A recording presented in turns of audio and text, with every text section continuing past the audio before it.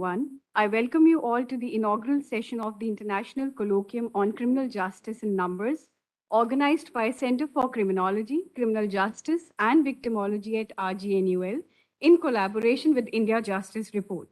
I'd like to take this opportunity to welcome our worthy Vice Chancellor, Professor Dr. G.S. Bajpai, our respected Registrar, Dr. Anand Pawar, Ms. Maya Daruwala, and her team from India Justice Report.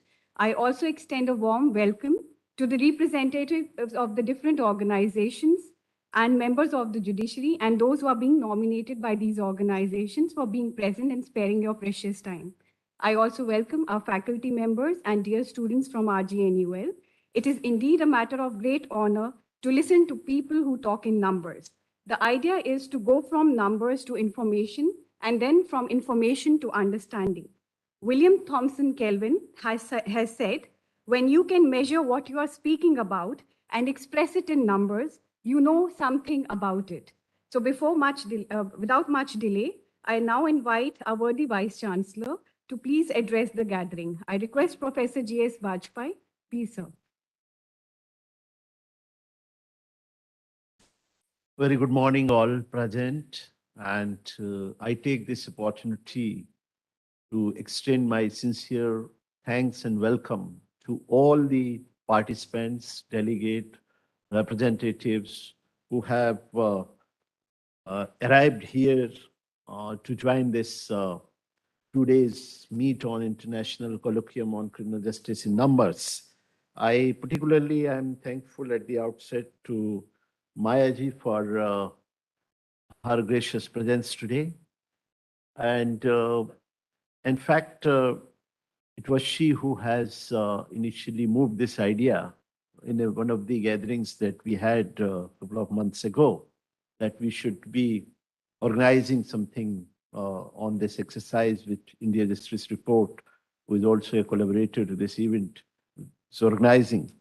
And I immediately remarked that the idea of looking at criminal justice from the perspective of numbers, from the perspective of data, would be something which we should be discussing. And the fact remains that such an exercise has never been undertaken in this country.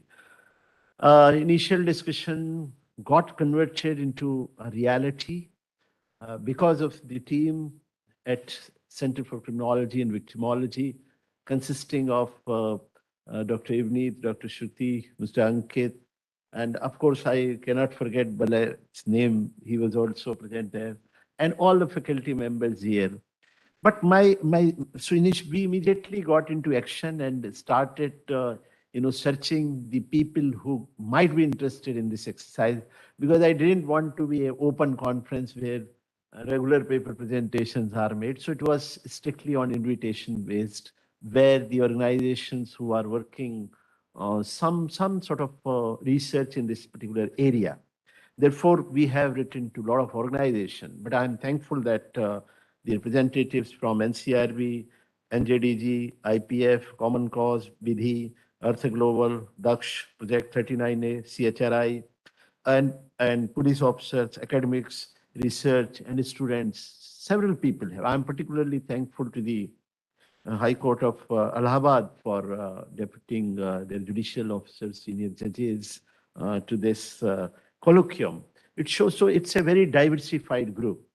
It's where we have judges, we have police officers, we have practitioners, we have NGOs, we have researchers, a very unique mix and very right sort of recipe for this particular discussion.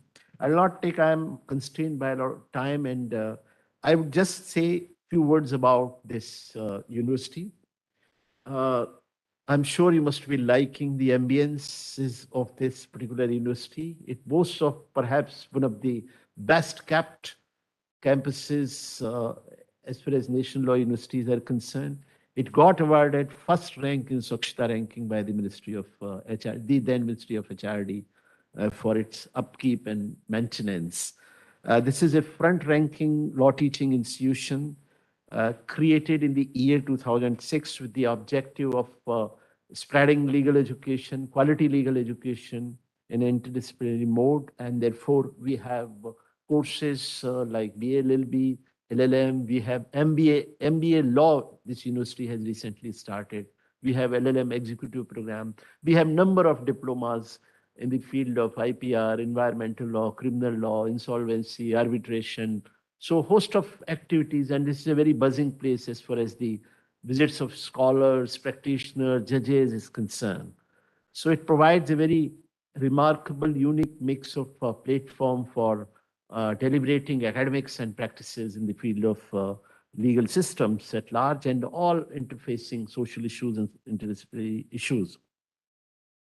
We have more than a dozen research centers in this university who are actually doing a lot of work in terms of research and publication. And in fact, this activity is being organized by one of the centers called Center for Criminology and Victimology.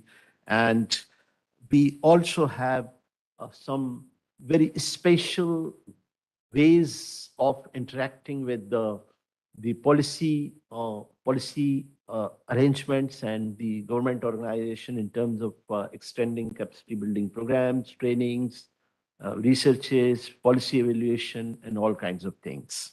So therefore, the whole idea of this university is to create interdisciplinary institutions which can make a difference as far as governance is concerned, as far as legal system is concerned.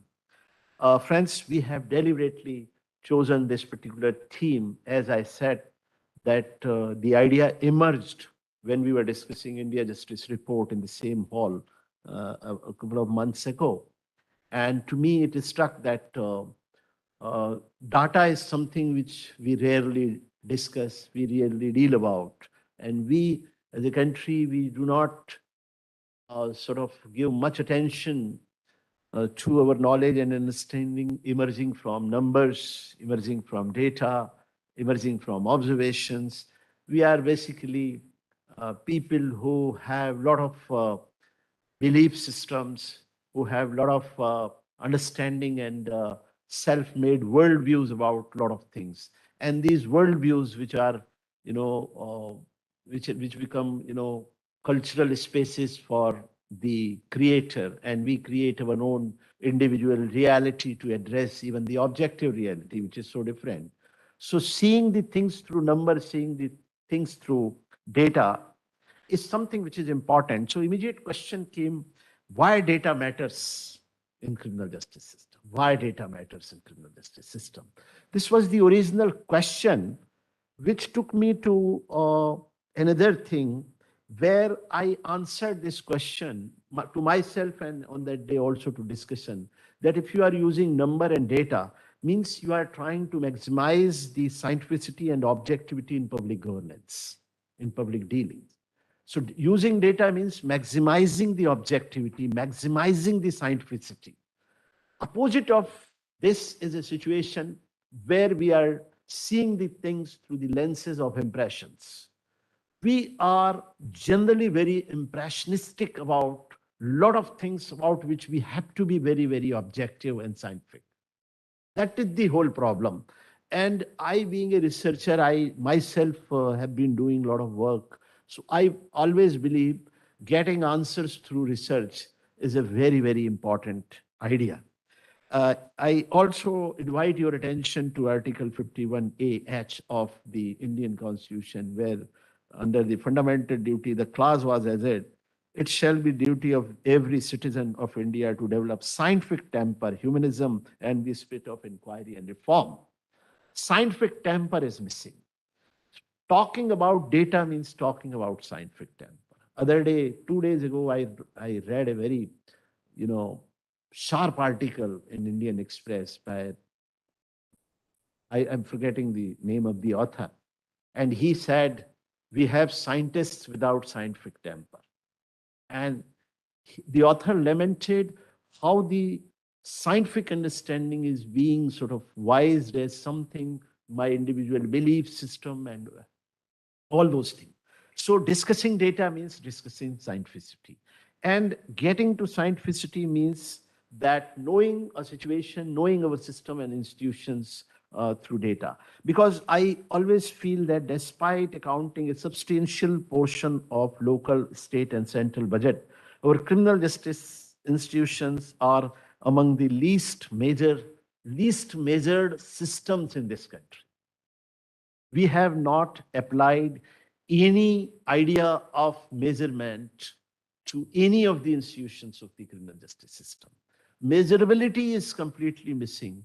And I always attribute this situation to the fact that we perhaps did not develop the competencies required to measure.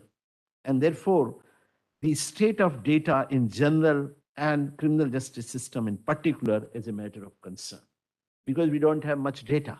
And whatever data is there, if I go to the crime data or for nothing to comment upon anything which is being published. NCRB has done a wonder of that. In fact, in the name of data, we only have crime in India, our present statistics.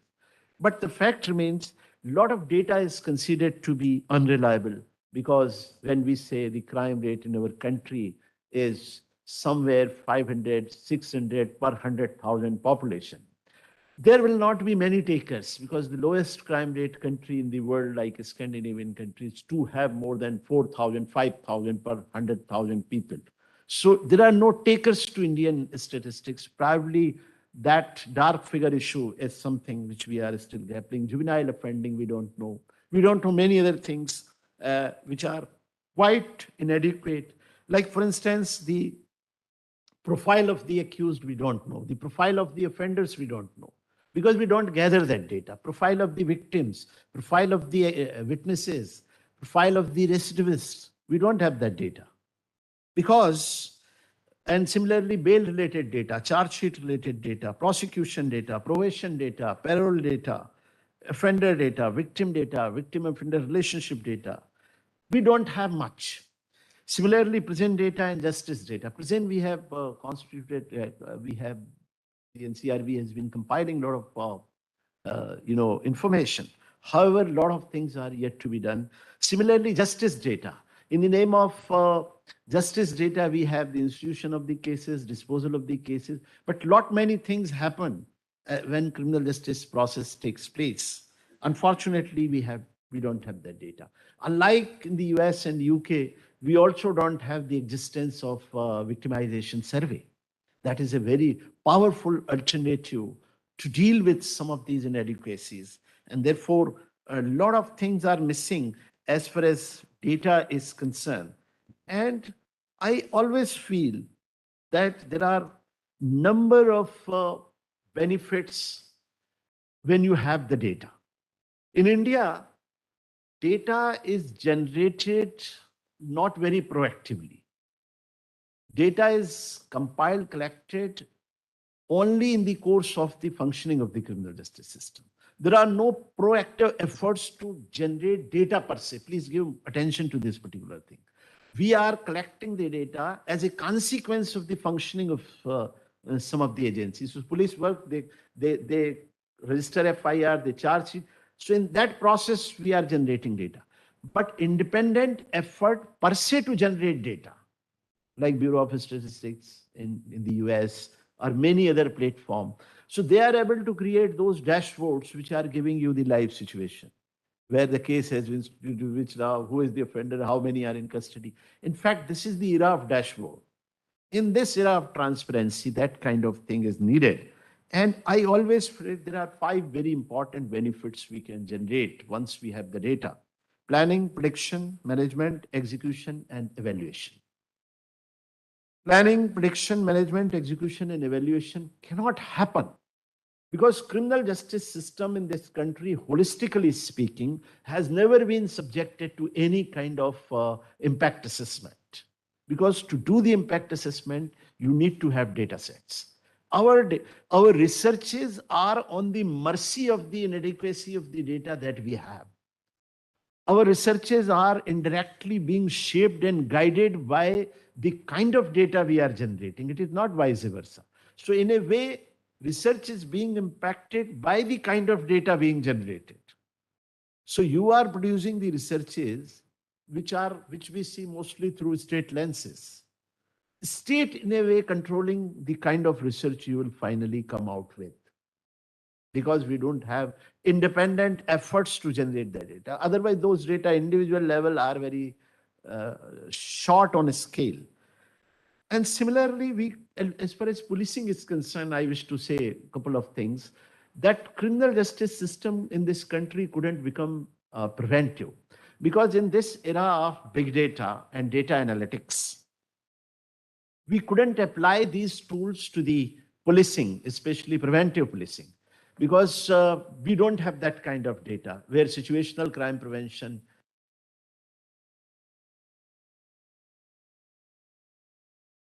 Because to do that, you need to have big data or data analytics or data sets of those kinds. And therefore, I would say that this is something which we can do, and especially for better resource planning and better impact creation, we can look at these things. And I also know that the police departments now going to have AI-driven or machine learning paradigms very soon. And again, this country would need a lot of data for that.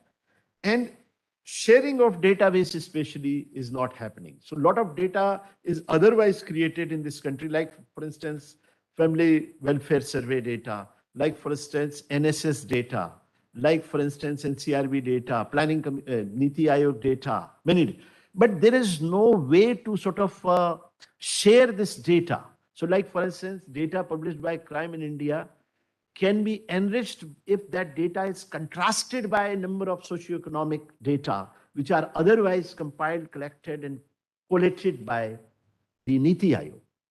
So crime, understanding of crime cannot become contextual without having the socioeconomic data, socioeconomic profile of the places. So I'm saying that at some level,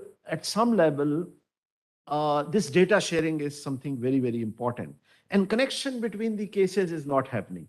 So now happiness data is available, development data is available, crime data is available. If you put together this all data, you can derive some other kinds of inferences, which you cannot otherwise try to do. That process is missing. And therefore, I immediately come to the conclusion. I have a number of other things probably in between time permits, I'll definitely say. But the risk assessment, improving the infrastructure, all these things are so important. Like, for instance, I'll give a very quick example. We have had this belief for a long, long time that if you increase the number of judges, there would be a betterment in the case disposal rate. Though statistically it has not been proved. They said number of judges has nothing to do with number of cases disposed. But we continue with this myth: more people, more productivity. Not necessarily it happens.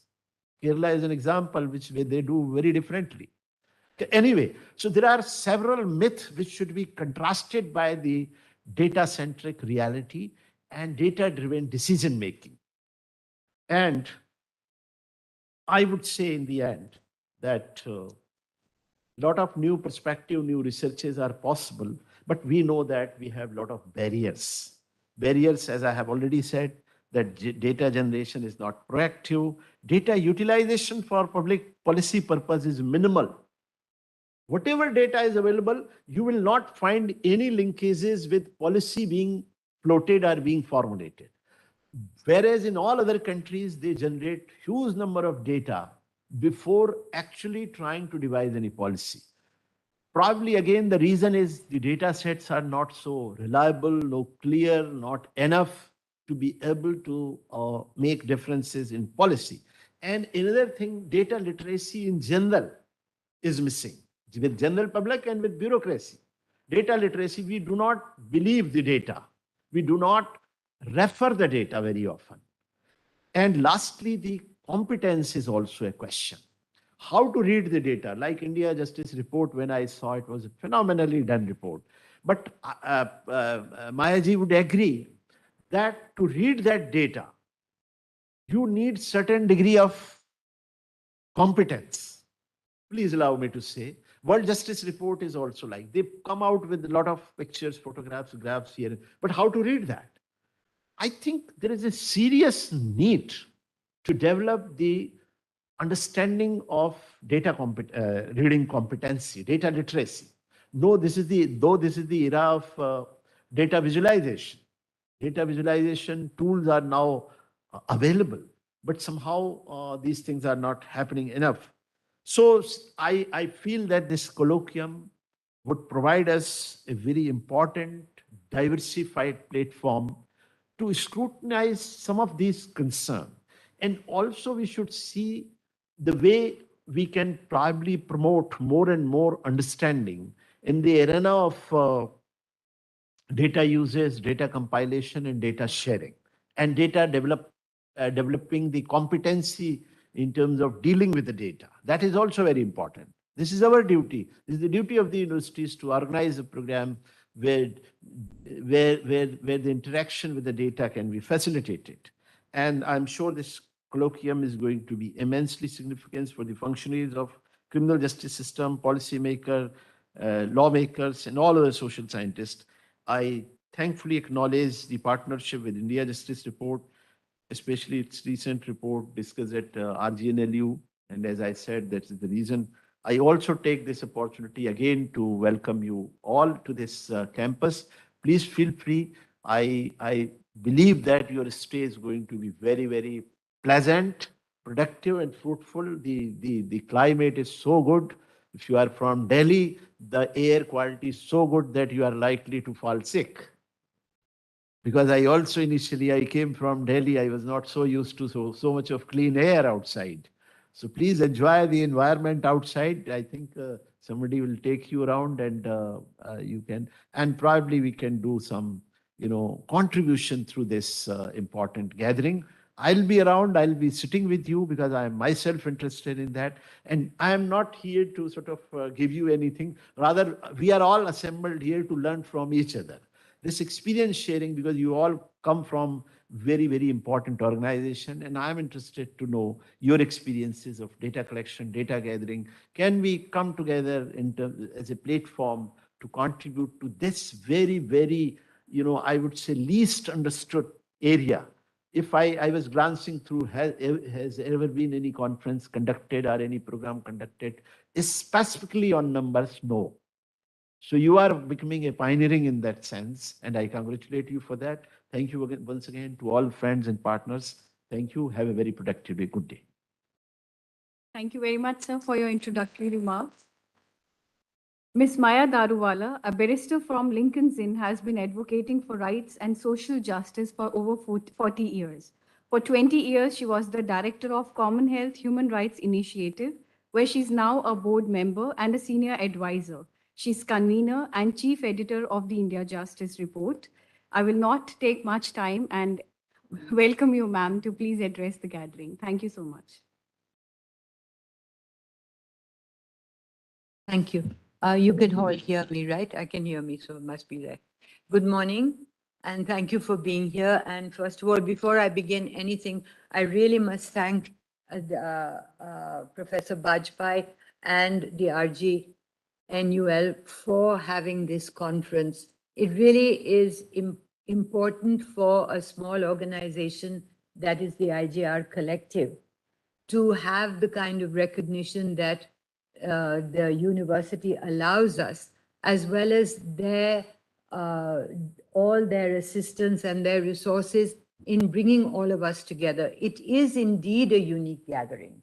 And I do want to press this upon you so that we collaborate and come together. The purpose of this conference is to spark interest in doing work in the criminal justice area. Many of you, the NCRB, the government, the NJDG, which I always find difficult to pronounce, all of us, the civil society, we still continue to work in silos. We continue to guard the areas of work which we do when there is so much synergy to be had by just doing it together and including more and more people and taking account of more and more efforts that are being made. I have very little time, so many of you have heard this presentation. Let me see if I can get it on the screen for you. So yeah. Yeah, that's fine. That's fine. I'm good. So Many of you have heard me present this before. I'm going to make a fairly short presentation on what the India Justice Report is, who did it. In a way, Professor Bajpai has already mentioned all of the 6 organizations that did it. Many of them are present in the room. They brought their own specializations on judiciary, police, prisons, legal aid to this. And we, under the aegis of Tata Trust, created the India Justice Report. The India Justice Report is a unique but yet rudimentary effort to bring together data that is publicly available, that is often siloed and is not shared, and to bring together in a form that is easily readable. And we really struggle to make it easily readable, much more visual. As we develop our website, we want to make it even more exciting. To bring all of this together for the different pillars of the justice system so that it can be used by various constituencies, which I will talk about. The one thing that we did was we limited ourselves in several ways. We used only government data. We worked only about capacity. Many people have criticized us, or at least have brought it to our attention, that we don't pay attention to culture. We don't pay attention to performance. We don't pay attention to attitudes. But we have restricted ourselves to capacity because capacity itself, an analysis of capacity itself, shows where are the places where you can repair, where are the places that are in dire straits, where are the places where money is needed, where manpower is needed. It may not be the whole solution, but without understanding that, you will not even get to first base on what are the solutions for a criminal justice system which is, by any standards, in crisis. So this is what the India Justice Report is about. One of the things that is which it does, which is also unique, is we rank states. Now, we discussed this a great deal before we created the India Justice Report. We were worried, how will it look to rank states? But is competition a good thing? Yes, it is. Why is it a good thing? It is a good thing not only because you compete with other states, but because your public can see whether you are improving year on year. And this was one of the things we saw. So what did we look at? Sorry, I seem to have got it. Yeah. So we looked at, first of all, we looked at the 4 pillars. Now, these are not the only pillars. So we looked at police, prisons, judiciary, legal aid, forensic, legal aid. The 2 little ghost pillars are forensics and the state human rights commissions, which we hope to now gather information on about their capacities and see and add them. So we're trying to improve with each iteration. We bring this out periodically. We hope to keep to periods. And when we are looking at capacity, what do we look at? We look at budgets because money is essential. Too little money, can't do anything. Too little money coming to somebody who can't utilize it, that's another problem. And these problems are very evident from the data. Then you look at human resources. Human resources are very across the board.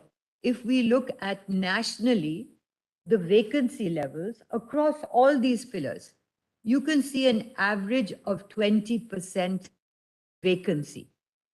Now, you have sanction strengths. Sanction strengths often don't change for decades, but the population in a prison has changed. The needs on the ground has changed, but sanction strength has not changed. And in this sanction strength, you go from 20% loss to 60 or 70% loss, where you may find no doctor in a prison which has a huge number of inmates. So these things come out in the data. Then you look at the infrastructure. As Professor Bajpai was saying, you have, you fill up your judges, but you don't have courtrooms. So the complementarity, you may have courtrooms, you may have judges, you don't have ministerial staff, you don't have court managers. So how do you do that? So all this data coming together allows itself to show what you need to do holistically, and at the same time, what you can disaggregate to see where the low hanging fruit are, and you can make the repair if you use the data. So the idea is to bring the data together in one place for easy reference. Then we looked at diversity. This was one of the things, probably one of the only biases that you will see in the report, is that our own bias that a justice system should reflect within itself justice, equity, and equality. So we looked at different types of diversity. How much is it reflected in the justice system? Gender, caste. We should have religion. Unfortunately, the data on religion has disappeared. And that is, to my mind, something that we should really consider. Then we looked at, most importantly for me, we looked at trends. How did you do last year, last decade, last 5 years? How did you do across themes? How did you do within your own silo? This shows intention of your state to improve. And we kept to states because we did not keep to the center. We ranked them this way. We ranked them as 18 large states, which have got more than 10 million population, 7 small states, which have got less than that. We did not rank, though we have given the statistics for all of this, but we did not rank the 4 states where the Armed Forces Special Powers Act is, because for years and years, the very existence of the Armed Forces Special Powers Act has created a dissonance and a dysfunction, if you like, or has changed the delivery of justice so significantly that you can't really compare it with the mainstream. And the 7 union territories are disparate in size, and they are all funded by the center. And so they have a different characteristics. But if you want the statistics, they are there, but not the ranking. Then the methodology. Now, this is quite important really for people like yourselves, because all of you are researchers and you may have so many different methodologies. Survey methodologies are completely different. Opinion methodologies are different. So what we did was, the first step was to identify where we could find the information. What was the information? Was it comparable? Does it lend itself to measurement? Is it so disparate? And this was one of the problems that we found. One of the learnings out of this study has been a study of data itself. How is it gathered? How is it validated? Who holds it? How public is it? How easy is it to find? How easy is it to read? How easy is it to use? That was one of the learnings we found. And I think if you talk to our researchers, they would have a mountain of information just that is experiential. So the availability, the ability to fairly compare, and how once you have got the data, then how do you build a base from 0 to 1 or 1 to 10 and keep it fair so that you can measure it and so that it can then become a ranking. We collected thousands of data points, which then whittled down to a very few. But even then, it gives us a comprehensive picture, which I hope that other people will build on in their own disciplines and in their own geographies. So we did not want to use data that was outside of government, not at all. We did not want to use privately generated data. But where data was based on RTI, then that is government data. So we did not test the reliability of the data or the validity of the data or the truth of it. And I'm sure that people who are here from the NCRB, from the BPR&D would tell you their own problems with these things, but it is for them to tell. For us, where we could find statute, we used that as the benchmark. Establishing a benchmark was one of the most difficult exercises, to be fair, to be able to defend it in public. So where the statute clearly said you will have 10 STSC or you will have 50% or 10%, we took that. How high were you on that? How low were you on that? That we could graduate, we could measure. Then, where there were policy statements, there are general policy statements. You must have 33% women in policing. But states have got their own measurements. So we took those where we could not find one for a state and we tried, then we didn't do that. We just took the general. How far along on that scale were you? That's how we measured it. Government policy documents like the Model Prison Manual. The Model Prison Manual has been adopted, has been accepted, resolutions have been made. So that means that you are going towards that standard. So we kept you to that ideal standard. Now you could say, but you have our own manuals and we are following that, but you're not following that. So you might as well follow an ideal, because that is the ideal that you have said in public that you will follow. And where there was nothing at all, we looked at higher and lower. Was higher better or lower better? It's better to have lower under trials. It's better to have higher rural police stations. So it was that kind of thing, common sense that we use. So who won and who lost is in this chart. I'm not going to go through it. I'm really not going to go through it, except to say that when you look at comparisons in the next year, we will be bringing out a third report that will be even more telling. Now, we as an organization, or we as civil society, or we as a group of people, collective, we are not trying to shame states into any kind of state of defensiveness, but saying, here is what people are doing. Here is what your population, your resident population needs you to do. This is part of governance. This is part of your fundamental duty as an elected representative, as a bureaucracy, as the judiciary, as the police, to ensure that you go towards this.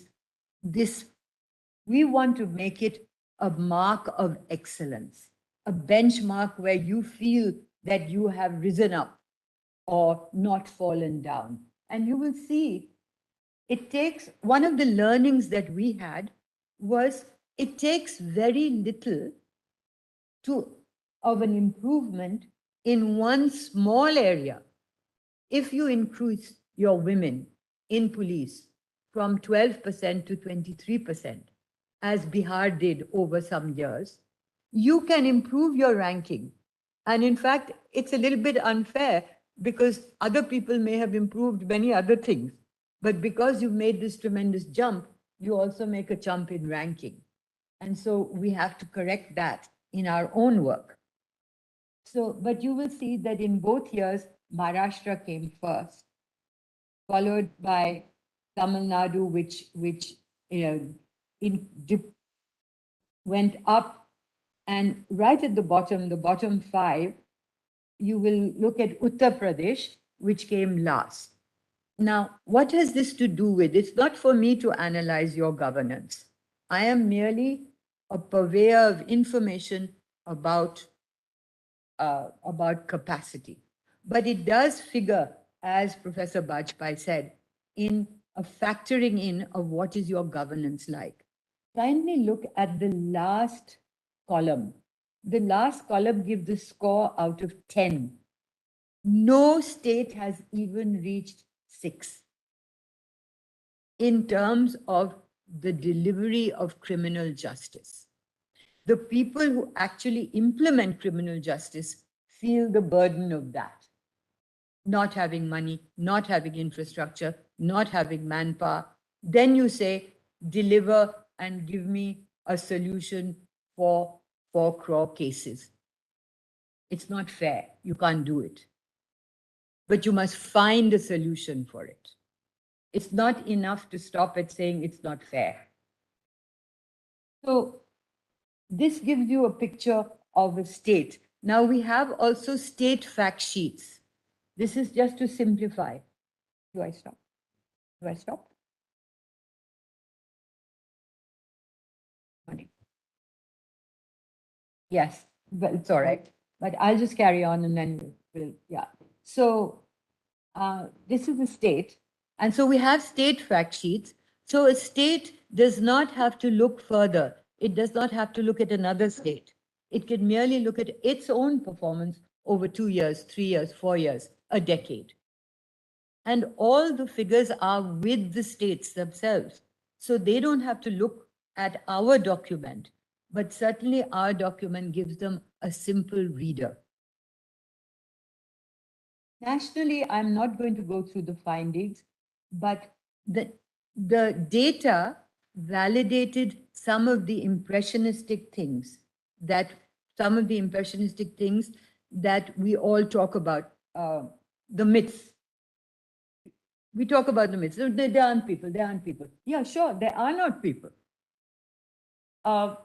What's happening with under trials? Are we doing better with under trials or not better with under trials? We're not doing better with under trials, despite all of the Supreme Court standards, all of the efforts of health people, all of the efforts of jail authorities. We are not doing better. So when you break it down to states, when you break it down by jail, then it looks even worse. But then you can repair a jail if you have the desire to do that. So it validated some of the myths, but broke many of them. Now, that is not to say that everything is bad. One of the heartening things is over 1 year, out of 53 indicators, every single state improved on all of the 4 pillars. Some improved money, some improved manpower, some improved infrastructure, but it improved. So it isn't that everybody is stagnating, but the odds are heavy, and so more effort is needed.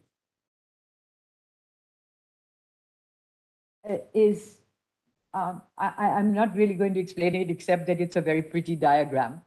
But it indicates how much time it is going to take to clear cases that are pending for more than 5 years. Now, you cannot defend a case that is 5 years and more. Not only criminal justice, but civil as well. You cannot defend it. You must not defend it as a country. But it is going to take this many years, between 38 to 35 years in Orissa. The green indicates that between the years, much effort was made and you reduced the time taken.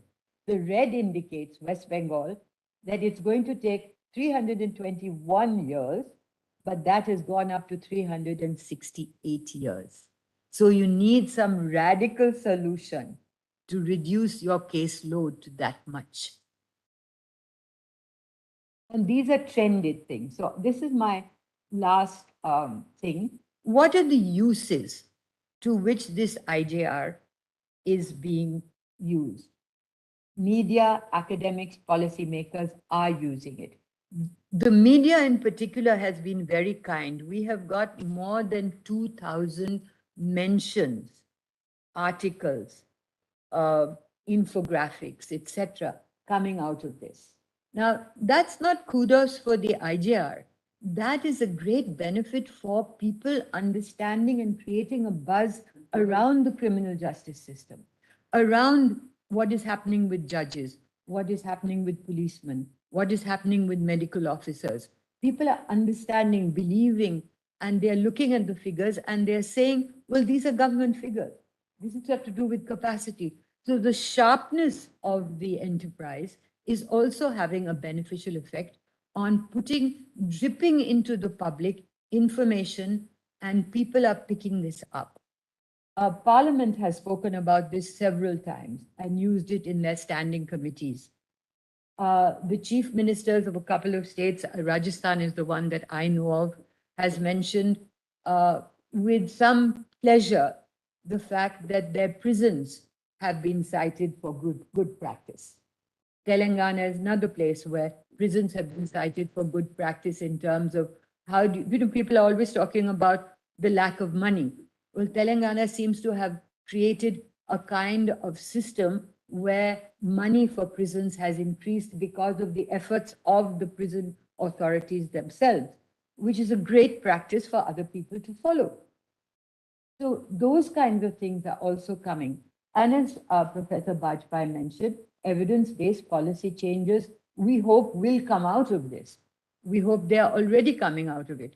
In Orissa, there was a public interest litigation, which took on the information from the India Justice Report. The amicus could use it, and it made changes. It is leading to changes in the jails over there and into practice.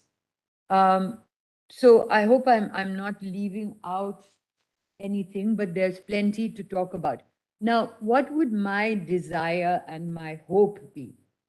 It would be that people would look at this and say, it's not good enough. It's rudimentary. We want to improve on this. We want to do it in our own geographies. You know, imitation is the best form of flattery. If everybody wears a purple sari, we will all think that we are flattering ma'am. So I think that's what we need. We need this to be in different geographies, small organizations using data to map the justice system in their district and to take it up as a means of accountability, sure, but also participation in one's own governance. That is what will make democratic functioning real. So I'll stop there. Thank you. Thank you so much, ma'am, for the address. I extend a warm welcome to Ms. Sakshi Sani, Deputy Commissioner Patiala. She's a law graduate from Nalsa University of Law. She's a 2014 batch IAS officer and previously served as Additional Secretary, Coordination and Staff Officer to the Chief Secretary. We welcome you, ma'am, and I request you to please address the gathering. Thank you.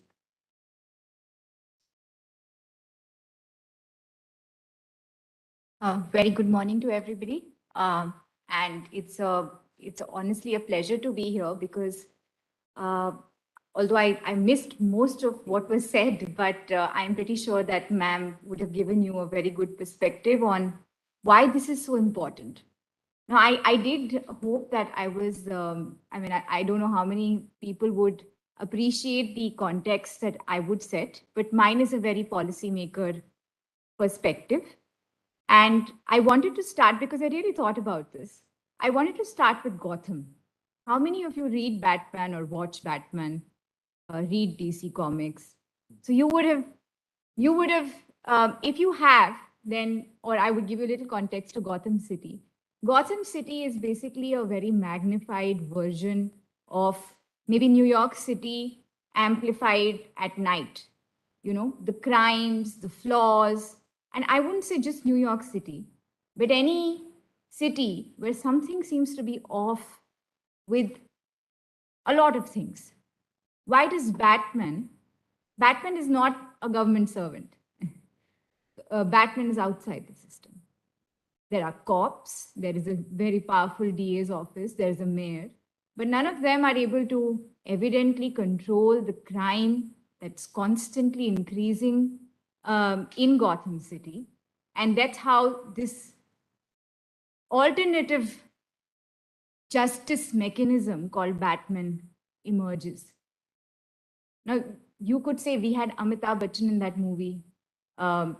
You could say that, you know, he also emerged as an alternative, you know, mechanism. Why did they emerge as an alternative mechanism? And how is it that Batman seems to stay? But in Gotham City, you have the Joker, then you have somebody else, then you have a third person, a fourth person.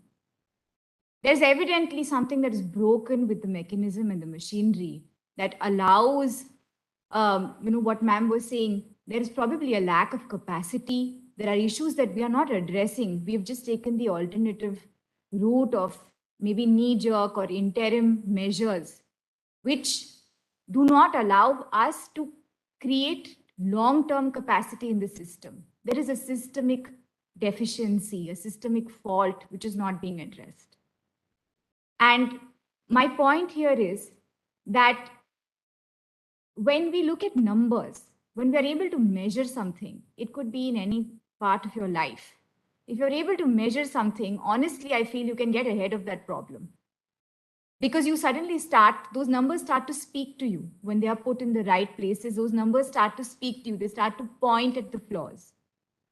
The numbers, of course, there is a way that numbers can be inflated. We've all heard this. There are lies and there are damn lies and there are statistics. We all know this. But at least numbers are a start, especially in something like criminal justice, which, if you look at it from the point of view of various stakeholders, if you look at it from the point of view of courts, and you then begin to see that there are so many cases that have been pending for so many years. I don't know, ma'am, which data the years that, I just walked into a slide, which it was showing was it related to high courts or was it related to the lower courts? Yeah, it was both. So, because when I was staff officer to the chief secretary, at the time that the chief secretary was Madam Winnie Mahajan. I don't know how many of you have heard of her, but she's quite legendary and you must meet her if you have a chance to. I was staff officer with Winnie ma'am. And of course, for us, a very big agenda, which we all felt was extremely, it was just never looked at. It was never on the agenda. It was never on the agenda, rather. It was never a priority. Was in fact crimes against women and children and what's happening with it. Because you would read in the news and it had almost become a fairly, it has become, it's become something so normal. It's become normalized that you read about crimes against women and children on a daily basis in your newspapers or you hear about them. It's become a normal thing. And that's sad. It's unfortunate. And it was ma'am's idea that we wanted to do something about monitoring this at the highest level of the chief secretary. Because when you start monitoring this at that level, then it is evident that the wheels will start to fall into motion at all levels. Now, the task for me as staff officer was, how do you identify, where do I start from with respect to where we stand on criminal justice and where we stand on preventing crimes against women? It's not just once it has happened that we are to measure, but how do you prevent crimes against women and children? And how are we doing on it? Once what are the rates of conviction? I mean, we all know that not having enough FIRs or to say that, the FIRs in a particular district with respect to crimes against women is low does not make that a good district. We know this. That's a fallacy, because the crimes against women and even against children are some of the most underreported crimes. It's obvious. So evidently, that's not a parameter you can look at when you are examining. Yes, in a way you can look at it to see if this seems off. Why? How is it that while the rest of the state is reporting this average, why is it that this district has such low crime reports against women and children? But it's not doing better.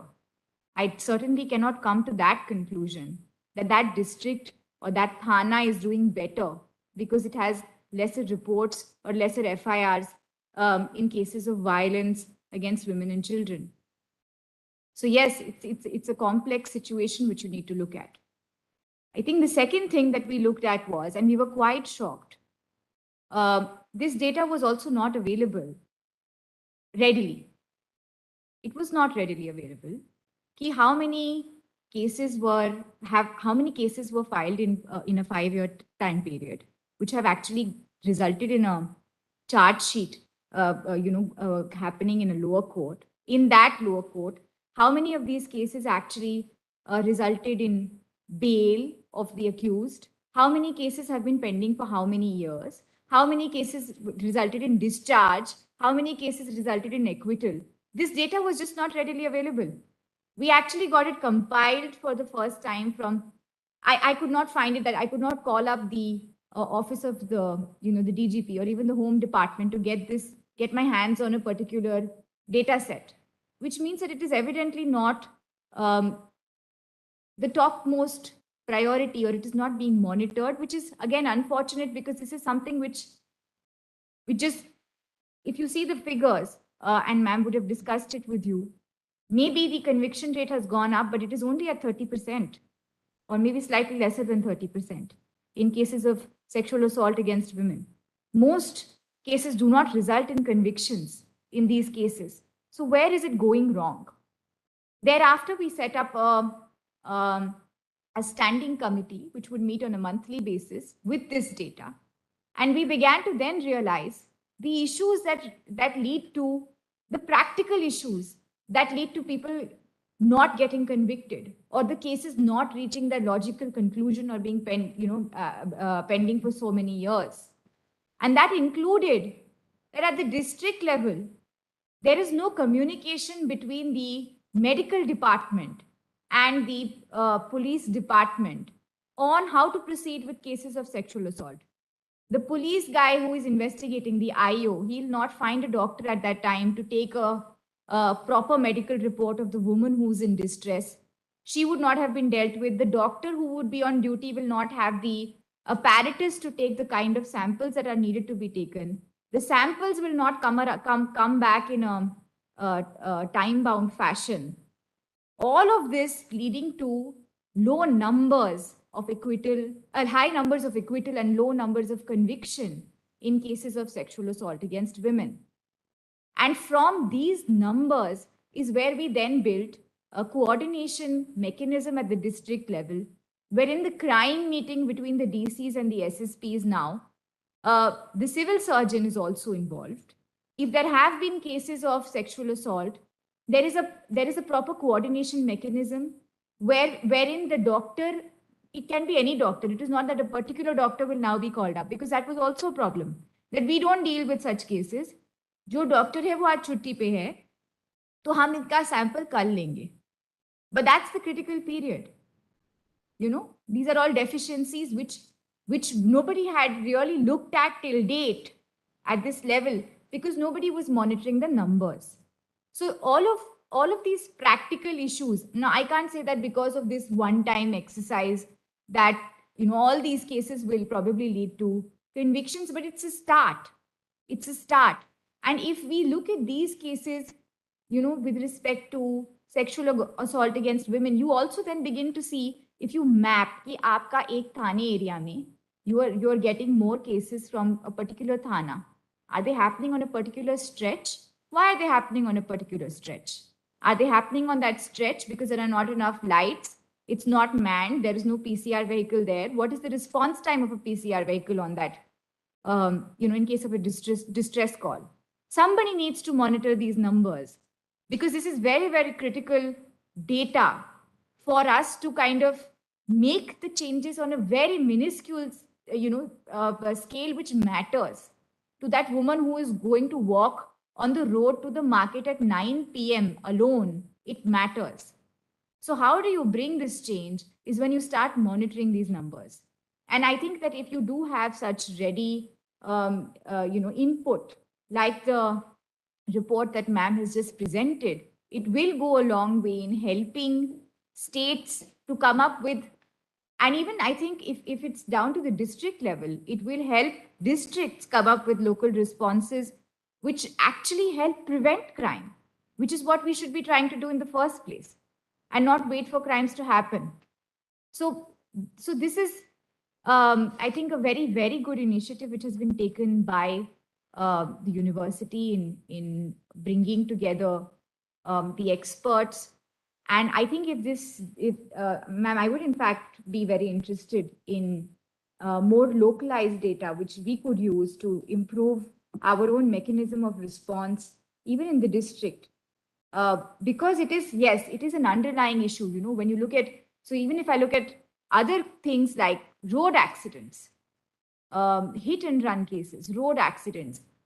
There's actually been a report of the dark spots in Patiala, where we know that we have issues, also systemic issues, which are leading to deaths on the road. And because we have that data, we have been able to rectify a lot of the shortcomings that lead to road accidents. So if there is anything that can fix Gotham, it's certainly not Batman. As much as I enjoy the movie, you know. So I think it's data that helps governance respond to and thereby prevent in future crimes, and that we should take data sets seriously, but also you should not take them on face value. I haven't read the reports of, obviously I'm not saying this, it's not directed at this report, but I am saying that we need to question whatever data also comes to us, if it is logically correct, if it makes sense, if it can be validated with another data set. I think it's a huge and it's a very important role. And the government of Punjab has in fact hired, development fellows and governance fellows, which help districts and departments actually analyze data, because that's also a skill that is lacking in departments and in districts. So this is an important data set. It is an important skill set. And I do think that all law students should, in fact, and not just law students, everybody, but definitely law students should be interested in the data, because the data will actually speak to you. Data is the magic wand here, not Batman. Thank you.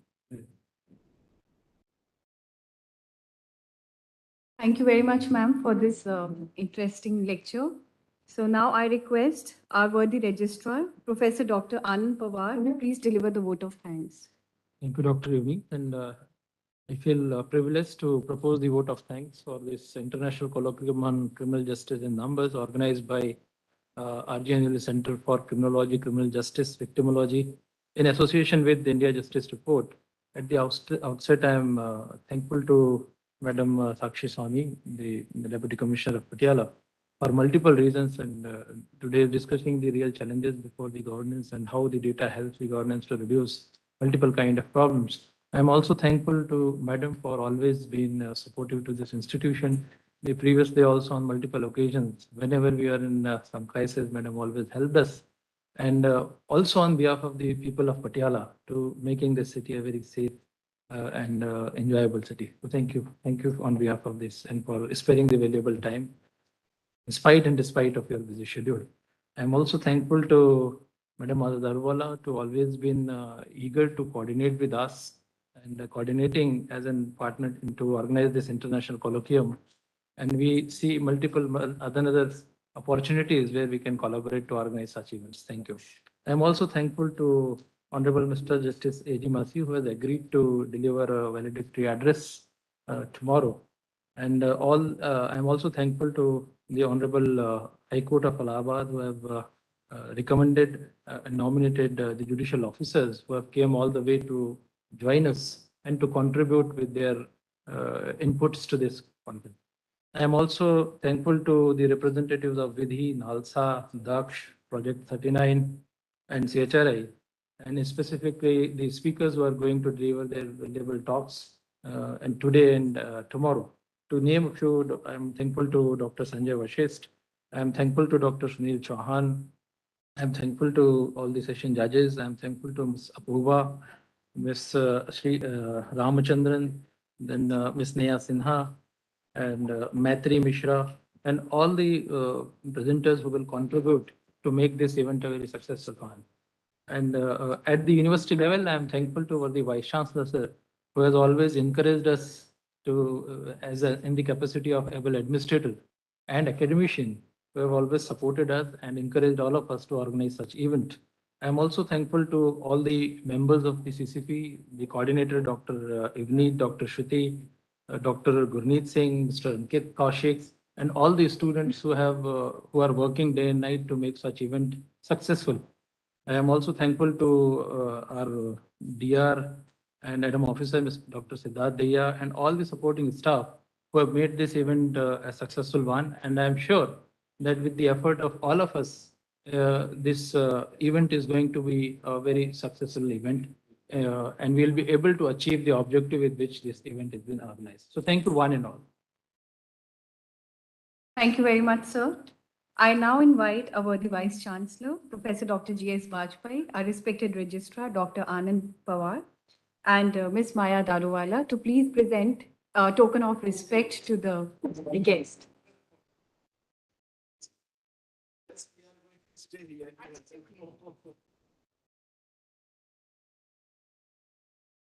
Thank you, everyone.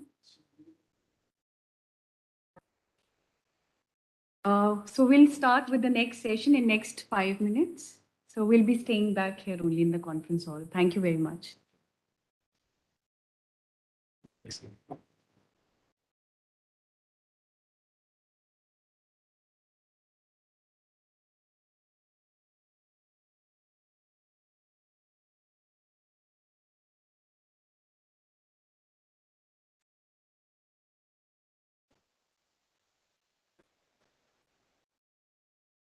I need to know what happened. Should I just start with the next one?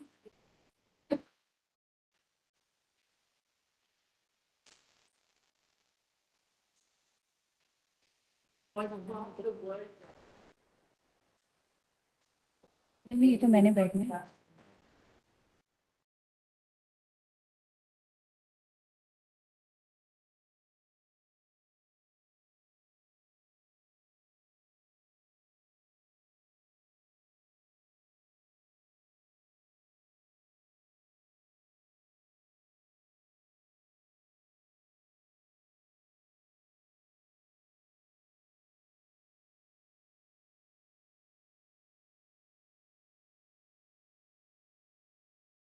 We'll start the next session in 2 minutes or 5 minutes.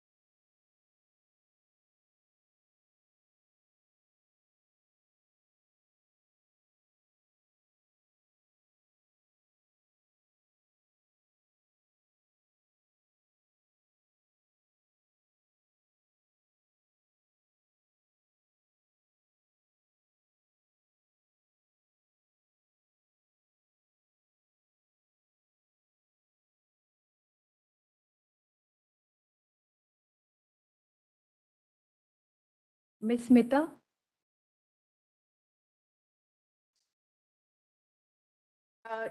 Ma'am, you will have to sit here. Yes. Mr. Swapnil? Yes, sir, please, this side.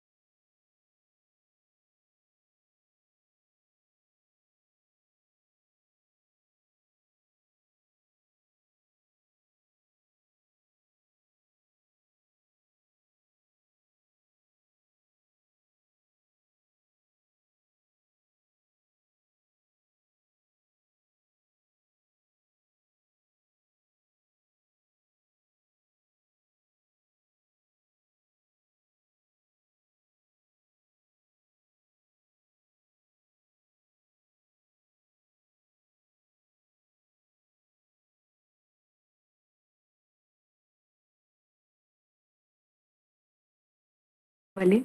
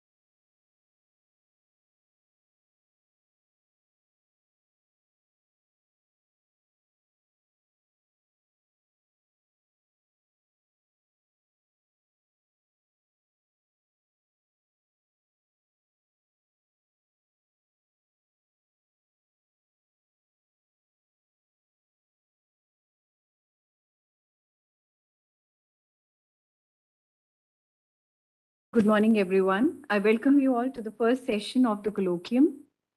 The topic for this session is Beyond Pendency, What Judicial Data Tells Us About Criminal Trials. The presenter for the session is Smita Mutt, Research Associate from Daksh, and the discussant is Mr. Swapnil Bengali, Director, CITCL, MNLU, Mumbai. I request the speaker and the discussant to please take a minute and introduce themselves. Thank you. Hello, good morning all. I'm Dr. Swapnil Bengali. I'm associated with Maharashtra National Law University, Mumbai. I'm currently Director for the Center for Information Technology and Communication Law, as well as I'm Governing Council as well as Executive Council member in MNLU, Mumbai. Thank you so much.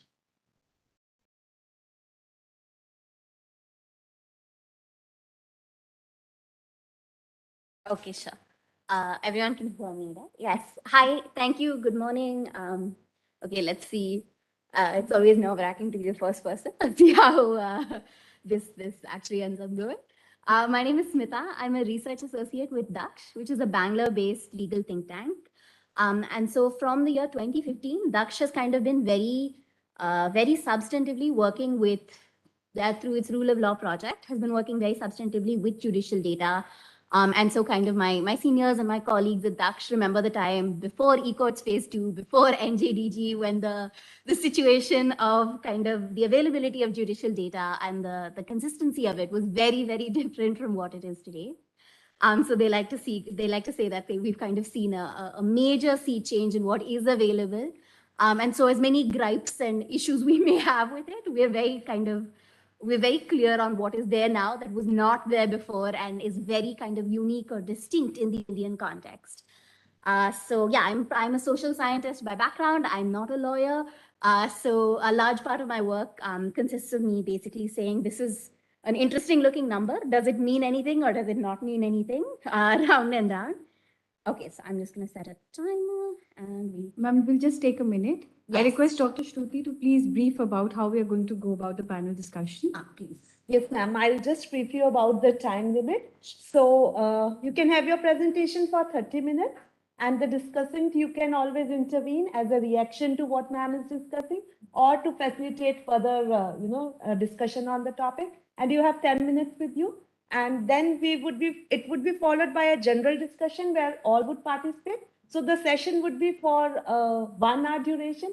And we kindly request you to adhere to the time limits because we have very tight slots. And ma'am, we'll be telling you 5 minutes before your time so that Thank you can wind up. Absolutely. Yeah, so that's it. Sure. Oh, ma'am. All right.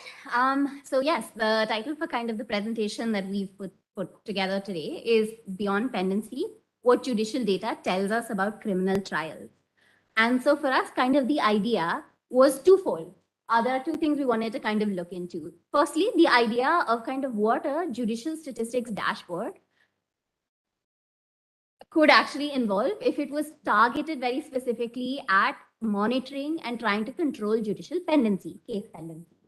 And the second aspect kind of goes closer to the underlying information systems and tries to think about kind of if given kind of data quality issues with them, data availability, the way that they are populated and variance between kind of different high courts, different states.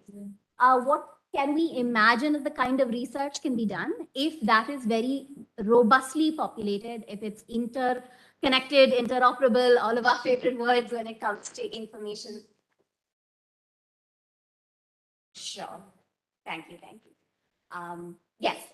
So what kind of research we can actually imagine when it comes to what like pendency would mean, what disposal time would actually mean when we have systems that are populated very, very robustly and then getting into, there's a reason that I kind of went back, and maybe it's good that we're the first session of the day also. When it comes to judicial data, everyone that we talk to, everyone that we deal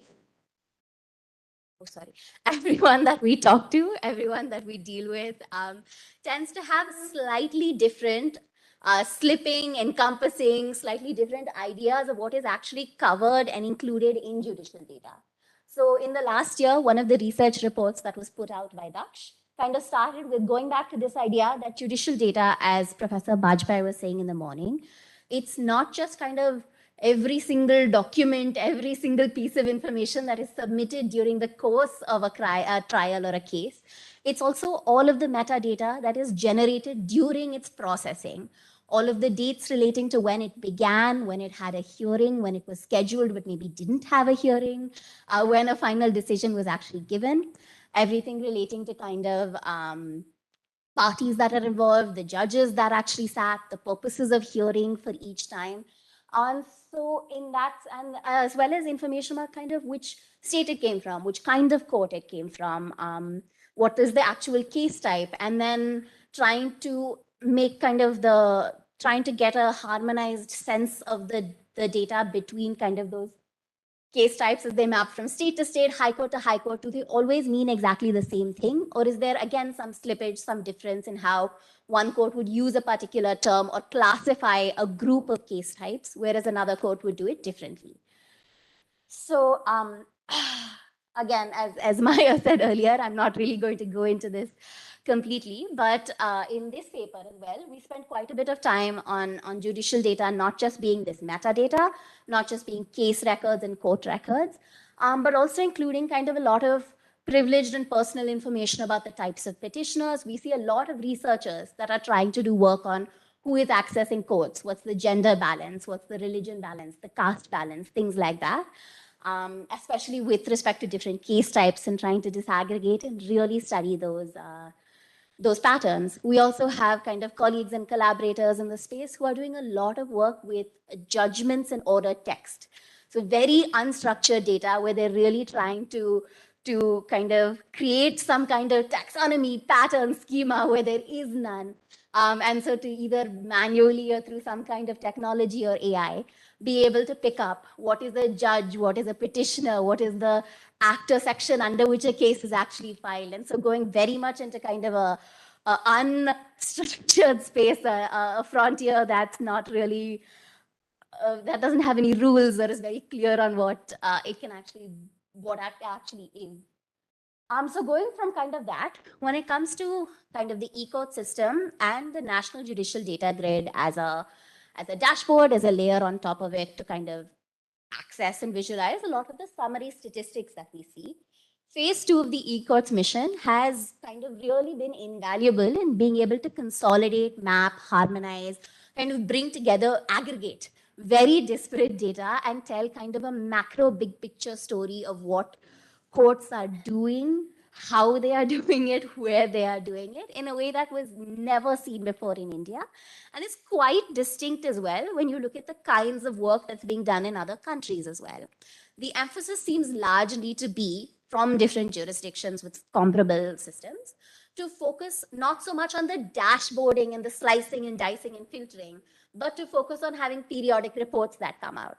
So having maybe a council of experts, a council of mathematicians and statisticians who would say, okay, these are different things that can be measured and these are the changing trends on a month-by-month basis, on a quarter-by-quarter basis, or even a year-by-year basis. So there are other dashboards, and I think the European Commission for the Evaluation of Justice is one that's really interesting in terms of how it comes up, because many of these dashboards they don't follow the model we tend to see a lot in India, which is previous pendency, institution, disposal, pendency at the end of this particular time period. But they would try and kind of pull together human resources. They would pull together budgeting related information. They would try and cast more abstract concepts in more grounded terms. And so, yeah, with this one in particular, they are kind of looking at, I think it's like 43 countries across Europe and scatter plotting them in terms of kind of the disposition time across the board in criminal cases of first instance is what this particular view is here. But coming back to NJDG, what does NJDG actually tell us about pendency? I'm not going to spend too much time on this now because we are going to come back and have another complete conversation on the National Judicial Data Grid. But we have kind of the number of pending matters by state and by district for high courts and lower courts. And those can be kind of sliced and diced again, disaggregated by the case categories. And the case categories, it's for anyone who's not as very familiar with NJDG, it exists on 3 levels. So it's not just civil and criminal. It's also classified into, I believe, original, application, appeal, and execution. And then below that into kind of a very detailed case type and subject matter related level. It can be disaggregated down by age. And so you get a sense of kind of that age structure across districts and across different states. You can get a sense of kind of what is the current stage of pending cases in different jurisdictions. And then one here that's actually extremely interesting, and I will definitely be bothering Sir, who's here from NJDG later. But NJDG also kind of, this pie chart or the donut that's here as well, it kind of takes a look at the reasons for delay. So of all of the pending cases that are active in the system, on this particular day, the civil cases that we picked up, 28% of them were just stayed, 24% of them were unattended. You can have kind of awaiting records, securing presence, frequent application, and execution as some of the different reasons for delay that are put forward. And looking at kind of, this is the exhaustive list of why cases that are pending are delayed is quite interesting because of the way that NJDG is put together. It's not extremely obvious to an onlooker kind of why this is the exhaustive list, what actually gets included in some of these categories, and how cases are actually mapped into these categories. Because if you do look at eCode's data and the different data fields that are picked up kind of in the underlying information system, there's not necessarily any field that will neatly or clearly map onto this kind of reasons for delay. So that's, yeah, I think definitely something that NJDG does as a great value addition. But it's definitely kind of intriguing for someone looking at it from the outside to know how that's actually done. NJDG, as we said, right, huge step forward, very unique. But the thing about it is a tech solution, right? It's a tech tool. It's built by NIC. And so as much as kind of there are inputs from the judiciary and judicial stakeholders, right, anybody else kind of supporters and researchers that are actually looking at it, NIC or the actual creators and developers of NJDG, they are not the ones who will actually be mapping case types across each other. They're not the ones ascribing meaning to different terms or actually trying to. So they're the ones who are literally building the system. And so kind of in any sense where you would want to think about what metrics are more useful from the perspective of process flow, from the perspective of actually being able to benchmark time or provide additional context or explanation for certain terms that are used. That's not something that will come from NJDG, and it's something that has to be kind of raised as a point or really advocated for from other stakeholders around and outside that specific program. In addition, while kind of CIS as a not public facing and relatively closed platform would actually calculate case clearance rate on the basis of judicial officers, if you kind of look on a judicial officer level, that is sure useful for service matters, sure useful for performance evaluation. But it doesn't allow you to actually get a granular view of which particular districts and courts actually have what kinds of case type and what quantum of cases across those case types. And so to be able to, and so with kind of frequent transfers or changes in the actual judicial officers, I think there's a project we did fairly recently where we realized it was extremely difficult to ascribe anything about disposal time to a particular judge, because that particular judge had heard a maximum of 20 to 30% of the hearings in most of the cases that they were hearing. So if the time is very short, that has not necessarily anything to do with them. If the time is very long, that also does not necessarily have anything to do with them. So the need, sorry, sir. Compared it together with the European model as such. Do you find that it's completely different, or are there some similarities into that? If you can just, a little bit of comparative analysis, we could make it on that. Sure. Kind of on a general point of view, NJDG very much lives in this pattern of Indian public data government dashboards where it's histograms and pie charts and kind of, right? And so it's kind of very much like we can say low-hanging fruit almost in terms of the analytics that's done. And so what we kind of see in something like the UK, where there's a national data strategy and they're actually really trying to think deeply about what kind of higher level analytics would want to be done, what kinds of conditions under which data would be shared with, or researchers would be able to access more detailed data. Somewhere like British Columbia, where there's a big emphasis on kind of breaking down the life cycle in a capacity sense.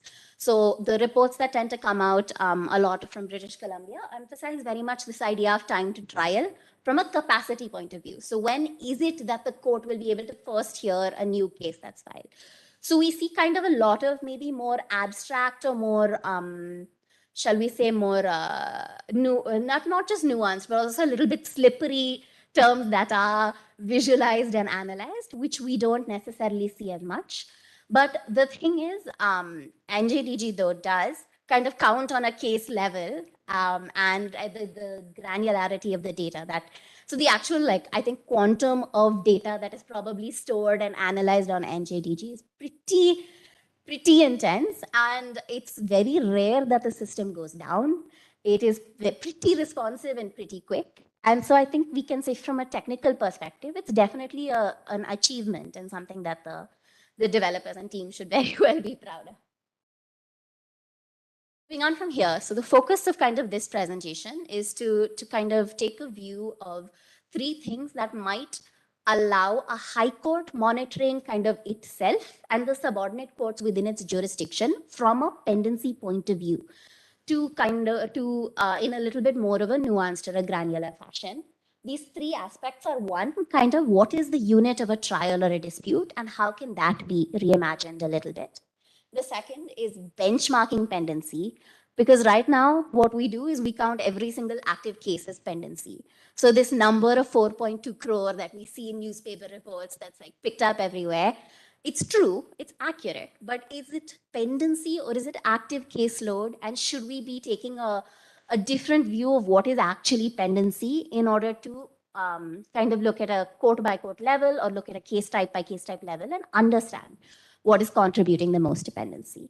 And the third thing is kind of taking that, I would say, is actually disaggregating the main metrics that you will be able to pick up across case types and court establishments and kind of having that slicing and dicing view as much as possible. So what we've done for this presentation is, in order to kind of demonstrate these three reimaginations, is we've taken a sample of 8.5 lakh criminal cases drawn from 6 districts in Punjab and 6 districts in Haryana, out of deference to our hosts here.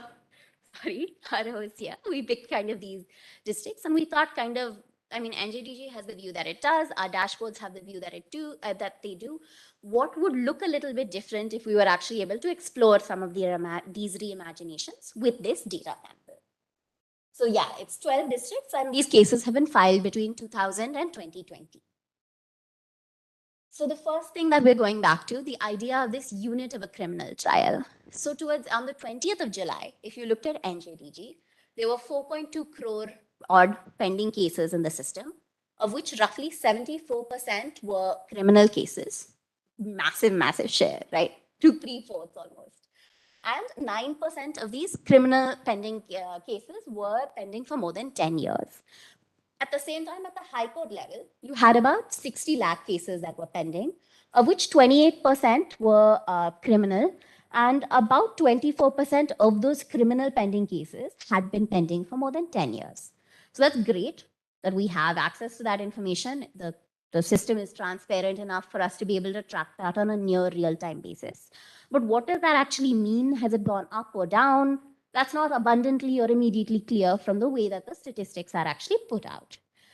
So in 2017, Daksh actually released a State of the Judiciary report in which Justice P.N. Prakash, who at that point, I believe, was a justice before the High Court of Madras, the Madurai bench, wrote a chapter in which he talked kind of very much about this idea of the multiplicative capability of litigiousness. So taking the hypothetical scenario of kind of a land sale, two people who sold land, he took this scenario and he illustrated how that one issue between these two particular people could give rise to 8 different forms of criminal litigation, as well as several other forms of civil litigation as well. And so at that point, kind of Justice Prakash was mostly hearing criminal and criminal writ cases in front of the Madurai bench. So he very much saw this, like, same people coming back for multiple cases and multiple issues. And the unit of a dispute was based on the distinct CNR number. It was not based on like whether it was a single matter or a single dispute between the same people. So taking kind of that data sample that we looked at as well, from 8.5 lakh cases, right? About 20% of them are bail applications. If it's a bail application, that means there's almost certainly to be another case in the system that is almost exactly consonant with the same case. About 4% of them are untraced and cancellation reports, same situation. About 1.4%, 1.7% are for remand papers, 1% are criminal appeals. And so kind of this was me as a just non-legal person looking at these case categories, and we like trying to extrapolate which ones are most likely, are extremely likely to have another case that is tied up, clubbed, linked very, very closely to that same one that's active in the system. So maybe along with kind of this distinct CNR as a way of thinking about a dispute or a trial, there should be some way to actually club and link connected matters, both between kind of like within subordinate courts, district and taluk courts, but also between kind of the district and taluk courts and the high courts when an appeal arises. And so this is somewhere where this idea kind of the interoperable criminal justice system, where you have linking and sharing of information systems between these different pillars in the criminal justice system, could actually provide a solid solution here. Because while the Supreme Court is able to properly link and tag associated matters, it's been kind of difficult to think of how to do that within e-courts. But if an FIR is common and can be used as a kind of unique identifier between similar criminal cases at least, then that may be one way to think about being able to provide not just kind of distinct CNRs as that 4.2 crore number, but understanding how many disputes 4.2 is actually reflective of. Moving on there to the idea of benchmarking pendency. Okay, all right, benchmarking pendency. So I think the 245th Law Commission report is the report that anybody who's currently thinking about pendency is going to look at. And the thing about that report is it kind of also says that, right, we need to have some separation of the idea between delay, between arrears, between backlog and pendency. And I think the position that's pretty much taken in this report is in the absence of case-wise time frame, where the judge at the beginning of the case would actually say, I anticipate this case taking roughly so much time. In the absence of that, the default benchmark should be 1 year. So 1 year, of course, makes absolutely no sense across the board. There is no reason that a bail matter should ever take 1 year. And there are many complicated, complex case types, which involved a multiplicity of actors, which involve documents coming from different places, which involve kind of summons of the accused and a lot of other chaotic and wicked problems, right? Where 1 year may not really be sufficient to be able to complete the case on no fault of any of the people in the system. So in that sense, yeah, many cases also have, so that 1 year is kind of a random, let's say, number figure that's taken there. But many case types do have statutory timeframes, right? So a few years ago, the CRPC was amended to say that rape trials should be concluded within 2 months.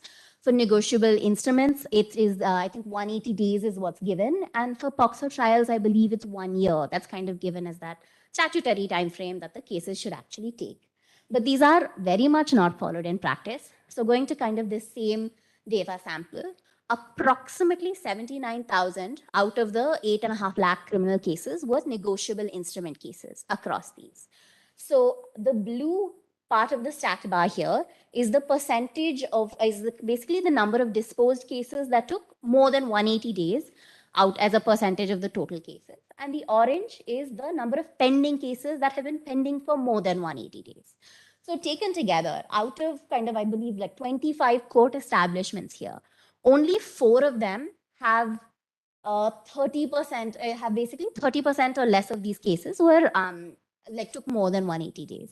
And in the vast majority of these, you're kind of crossing 75 or even 80% of the negotiable instrument act cases within those court establishments that are crossing 180 days, whether they were disposed or they are yet still pending. And so that crossing of 180 will get even longer in the system.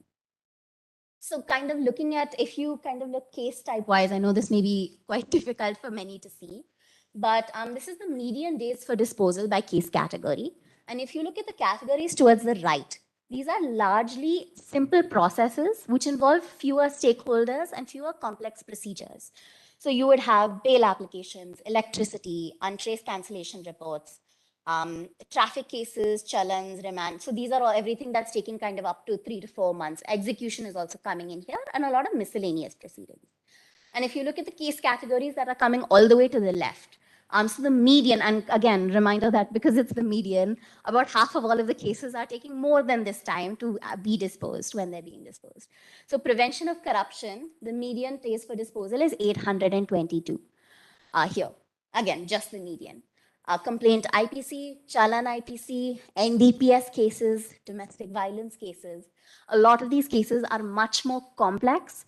And so this is why kind of in the way that, and you see the same pattern and roughly the same flow when you look at the median pending days by case category as well. So the grouping of case types can be done. It has to be a very complex and multi-stakeholder and collaborative exercise if something like that has to be done. It can take into view aspects like the complexity of subject matter, the complexity of the procedure itself, whether there's evidence or long hearings that are a part of the typical case process, multiplicity of actors. So I think a good model also of if an exercise like this were actually to be taken up, a good model is the way that citizens' charters and right to public service like time windows were imagined. In that there was no point kind of just coming up with a nice sounding time frame if it was not realistic. If the actual judicial officers and the stakeholders that had to implement them were not on board with them, or if they were common across the board, whereas like actually being able to say, do that exercise separately in different places would be much more useful than trying to impose a single like a single idea. So one, again, model for something like this is the Delhi High Court Zero Pendency Courts Project, which was conducted about 3 to 4 years ago.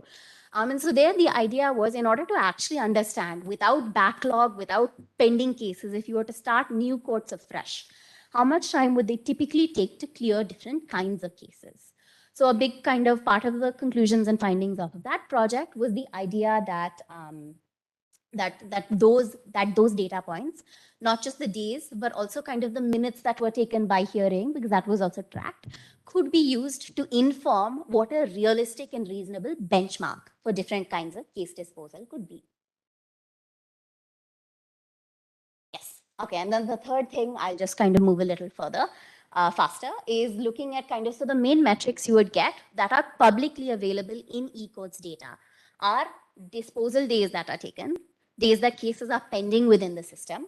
It is how many hearings are taken, particularly for cases that are disposed, because the hearing count for cases that are still active does not necessarily mean anything.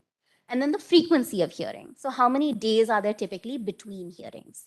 So if you were to really want to, at a high court level, monitor pendency, break it down, allow yourself the maximum potential metrics and ways to actually understand and analyze, it would make sense to kind of think for a single court across different case types.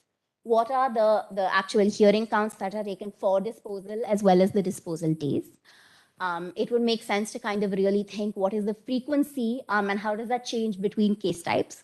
Because certainly some case types would involve kind of more preparatory work being done between hearings, whereas some would be kind of very much a come back as fast as possible, let's kind of clear this and get it done. So it makes sense to look from a case type level, but also at a court establishment level and understand the variance. So any strategy that would be targeted at pendency would be informed by the actual practices on the ground in these particular courts. Yeah, in addition, kind of looking at a district-wise level, you can see that even taking the same kind of cases across districts, you would still see a great deal of variance in terms of days to disposal across the board, in terms of hearing counts and hearing frequency across the board.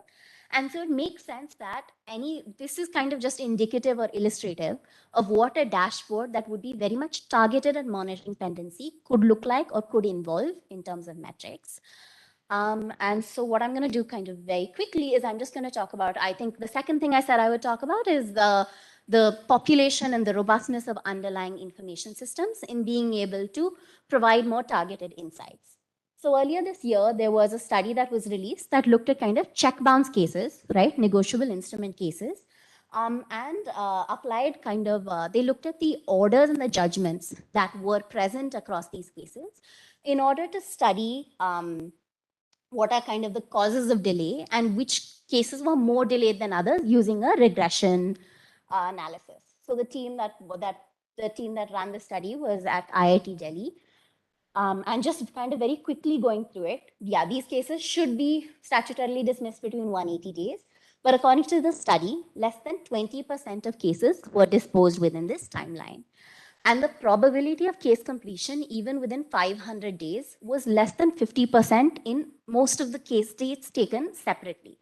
So so what they did is they kind of used this study to test the recommendations that were put forward by kind of amici curiae. And what they did is, so I think the report that was given was that it was important for negotiable instrument cases to address jurisdictional issues, to look at multiplicity of proceedings. So where kind of there would be multiple checks in the same person or the same check and to look at kind of how summons and kind of the absconding of an accused were playing a role in the lengthy timelines taken. Explore setting up of specialized courts using mediation, encouraging mediation either pre or post summons, looking at when and where cases were being transformed from summary to summons trials and how that affected the time taken for these trials. And the last kind of recommendation given was to summon witnesses only after the accused kind of came in and presented a defense. So you're not really wasting time of other people when it seemed like it was one of those things that would live on without. So what they mainly did is taking these same metrics that we saw kind of in the dashboard part earlier. They also looked for the coding of these different factors that are highlighted in red that the amici curiae put forward. And in the orders and judgments, they looked at kind of how those could be coded for and where those were present. The major difficulty of this study was the fact that many orders and judgments, though, were not uploaded. Many that were not machine readable. And there are certain things that kind of, it was not clear exactly, like they knew that whatever they were counting for many of these factors, these were not actually, these were all being undercounted, or the actual presence of these factors was much more due to the limitations in actually being able to code for and pick up these things. So finally, what they kind of did is the hypotheses that they had is exactly as kind of Maya was saying earlier, where you anticipate the directional effect of a different factor. Pretty much they were able to see exactly what they were anticipating. The one thing that was surprising to them is that the idea that mediation would reduce times was not borne out by the data. In fact, the data seemed to support that mediation was leading to cases taking more time. Yes, thank you. So kind of coming back to that end conclusion for me, I'll just take a minute, is kind of looking at the idea of a dashboard, re-envisioning, imagining what that could actually look like if it was very much targeted at monitoring judicial pendency specifically. One thing is, there's no reason that a dashboard like this would have to replace anything existing. There can be a multiplicity of dashboards for different purposes, for different users, and for different levels of kind of information that would be involved in something like this. As we know, kind of judges and judicial officers are involved in a whole host of administrative and other matters. And so it makes sense for a dashboard like this to be as specialized and as particularized to kind of the needs and the kinds of things that not only it makes sense to look at, but also that there is kind of a general understanding and a capacity to really be able to pick up on and take actionable steps on the basis of. The goal really shouldn't be something like a carrot and stick punishment that, right, this is good, this is bad, this is all your fault. But the goal should be to really consider complexity, to accordingly weight and break down things like hearing frequency, scheduling, listing, all of these administrative processes that are linked to the kind of metrics that are actually coming up. And any attempt to kind of reconceptualize an analytics ecosystem, the vision document for eCourts Phase 3 has focused very heavily on the fact that the courts don't have to do all of this themselves. The countries where you're really seeing new and fresh and very kind of forward-thinking ways of dealing with the data and using it to inform policy are places where more stakeholders are brought in, where experts are actually brought in to take certain functions and capacities that are out of kind of necessarily being done only by judges or judicial officers. And so that can expand kind of the types of use cases and examples that something like this would work for. So I think I'll just end there since I've already run over. Thank you so much. Well, thank you so much, Smita ma'am. You have given a very, nice statistical understanding as to the data, but there are a few things which I would like to share here. First and foremost, in the morning when I was having breakfast, I was lucky to have some of the judicial officers were there. And the first thing, like, when we were discussing at the breakfast table, the first reaction what had come was like, in which panel you are in. And when I said it's about pendency, the immediate reaction of one of the officers was, we're discussing pendency or disposal. Well, naturally it is. It's very easy to put on the burden looking at it from a negative perspective that there is huge pendency. They're all there to just see the reasons, see the numbers, no doubt about it, but also have to see it from a very broader perspective. Because if we don't have that perspective, then probably we are just targeting it at numbers and then just looking at, one wing of the state and saying that, how better we can do in particular area. Taking that into consideration, if we look at the data today also on the National Judicial Data Grid, more concern lies with two sets of information with which I, as a law student, was slightly disturbed.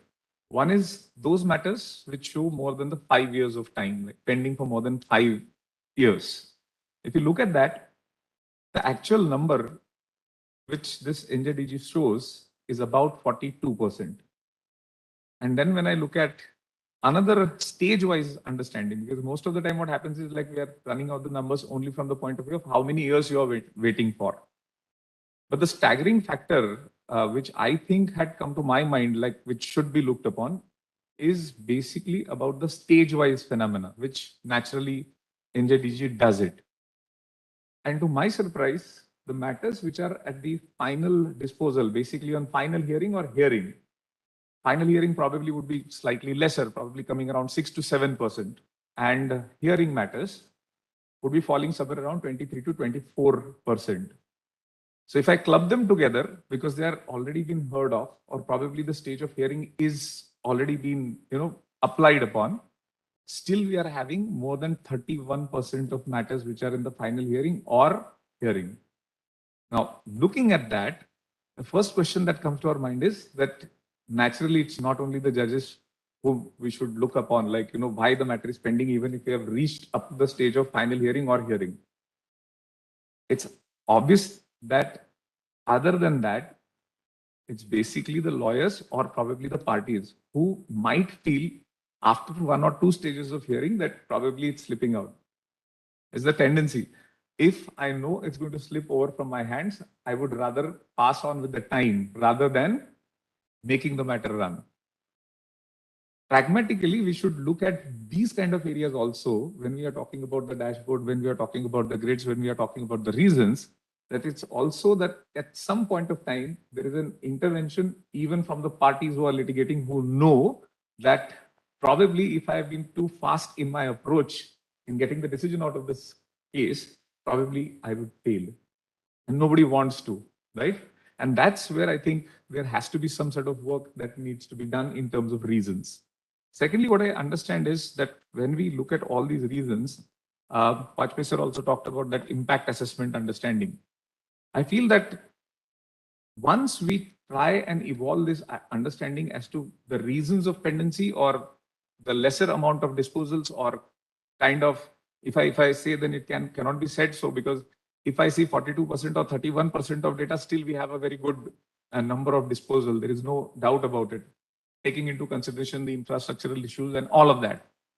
Still, at this point of time, whatever has been done in the past, that also should be looked upon. It is not the issue that is coming up right like 1 year or probably just few months. It's been there since under discussion since quite amount of time. Just to give a quick understanding as to it, that we wanted infrastructure, we wanted IT to be used for disposal of matters, we wanted something in judiciary to upgrade infrastructure in terms of IT. Well, we had National Court Management System since 2010, 12, I believe 2012. And then obviously there are some directions which have come from Supreme Court also, especially in the Judges Association case, All India Judges Association versus Union of India, 2010. There were ample amount of directions that were given. The basic problem, what I feel is, in terms of statistical analysis of it, is that it's not just about the introduction of new system. Whatever we have come up with, either it could be in the form of CMS, National CMS, or probably with this decision, these directions which Supreme Court gave. What actually happened to it? Are we in that position to judge it like, okay, we have been into this CMS for last 10 or 12 years. Where are we reaching out, right? Probably a time comes where we have to just relook and see that probably 5-10 years back, what I did or what we created as a policy, is it working well or not, right? So that's something could be an area of understanding which I feel. In Maharashtra, like, when my ma'am gave the statistics as, in the mind, I was slightly happy because I come from Maharashtra and looking at, Maharashtra ranked number 1, it's satisfying. But I'll tell you, there is a joke in Maharashtra regarding this. When I substantiated the point that, it's not only the judiciary, when you discuss delays, it's also about the parties. Interestingly, there is a joke about it that, every judge or every lawyer in Maharashtra tells the story that there was a case pending for almost around 3 generations, not just of both the parties, but also the lawyers from both sides. And they're all enjoying it. And the whole matter was only on one point, and there were multiplicity of matters. It's like somebody had 3 generations back sold a land, and the seller subsequently says, "I have sold you only the land, not the water in the well." Right? And it goes on like stretching, and stretching. And then they start playing with it. Like, first generation made the civil dispute. The second one says, no, it's cheating. Third one comes and says that, it's, you are trying to get access into my land. So it is trespass. So it just builds up. And then it's like a huge amount of case. And see, suddenly we talk about capacity building. One fine day, one smart judge comes and he says, okay, fine. The whole beginning was like water was not mentioned in the agreement to sale, or probably sailed it. So he says, fine, for last 3 generations, some 70, 80 years back, your probably Dadaji had sold that land to the defendant. Now, if you want to continue with this matter as plaintiff, actually you should pay rent to the defendant because you have kept your water for so many years in the well. And then the person says, okay, fine, I'm withdrawing the case now. Now see, this is about capacity building now. See, neither of us could simply see the reasons only from the point of view of perspective of how one matter could trigger into 3 or 4. The other way around, there could be a capacity building in the form of judges understanding it to see that how we counter it. So probably all the judicial academies should see it from this perspective, that if something like this, you might call it as a naughtiness, like, increasing the matters by substance, by numbers, we could retaliate back like this. That could probably include into our capacity building understanding for judges. Lastly, just to conclude, I think there are efforts at every single stage which we cannot negate. Just imagine taking only criminal law into consideration. We had certain amendments, we had certain, new regulations coming up. We all know very recently, it's a very dynamic understanding that we are now having. Especially, I personally feel that it would definitely impact the disposal and pendency issues, especially in the criminal cases. The idea of Criminal Identification Act 2022, which is passed in 2022, I think in the month of May. I don't know how many states would be immediately implementing it, but now uh, all the material that could be forensically taken up from the accused's body could be used as if it is a data bank. So naturally, forensic analysis, DNA forensics, DNA profiling would be mandated in some of the states, and possibly then it would be very easy, instead of just running around with that basic metrics that, okay, we have to start from the scratch. If there are habitual offenders, if there are repetitive criminals, there is a high possibility that after implementation of this sort of law, we might be able to substantially decrease the pending cases.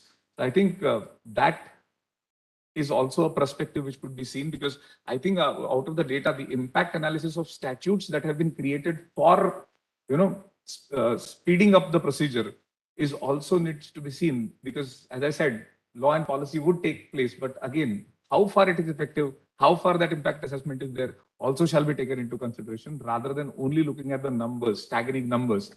Sometimes, as they say, statistics are deceptive, but still at the same point of time, we are in a position to understand that what could be the possible factors that could come into place, right?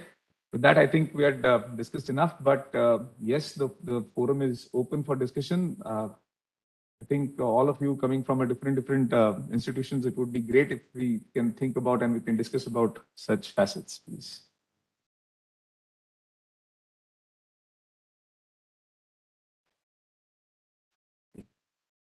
We could start the button, I guess. I just had to press the button. Yeah. Can you hear me? So I was just wondering, now that we have these, technology has really revolutionized the possibilities at least. So that's why we are able to sit and discuss this and take a larger view of things. But I was wondering, is someone looking at this MIS, this entire system, to really bring about the change? Or is it, are we leaving it to the forces of nature? That is like for example, the CCTNS or what may be called the ICJS. So there are several things happening simultaneously. But I was wondering what kind of structural changes are required in the constitutional setup of the Supreme Court itself in looking at this huge amount of data and bringing about the change that is necessary, rather than individual judges, bringing about reforms on their initiative. Instead of that, is there a scope or is there a need to bring about structural changes in the Supreme Court or in the Ministry of Law and Justice?